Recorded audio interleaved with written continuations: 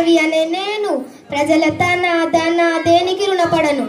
ముఖ్యంగా ఆడవాళ్ళ కోసం పోరాడుతానని ప్రమాణం చేస్తున్నాను. నేను గణపతి దేవుని అగ్ర కుమార్తెను. నేను యుద్ధములో కాలు మోపితే శత్రువులు తోక ముడుస్తారు. నా వీర గర్జన వింటే వారిపై ప్రాణాలు పైనే పోతాయి.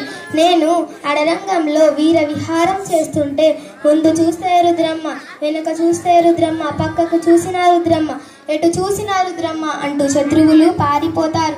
ధైర్య శౌర్య సాహసాలకు ప్రతీకగా ఆంగ్ల దేశములో వేగు చుక్కగా నిలిచాను.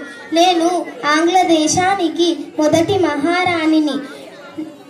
నా తండ్రి గణపతి దేవునికి పుత్ర సంతానం కలగలేదని నన్ను రుద్రుడిగా మీ అందరికీ పరిచయం చేశాడు.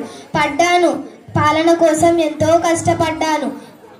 ఆడవాళ్ళ కోసం ఎంతో చేశాను. కానీ నన్ను ఎవరూ గుర్తించలేరు. నా ఈ కోపంతో సామంతులు ఎదురు తిరిగారు. నేను వారిని ఎప్పుడో ఓడించాను.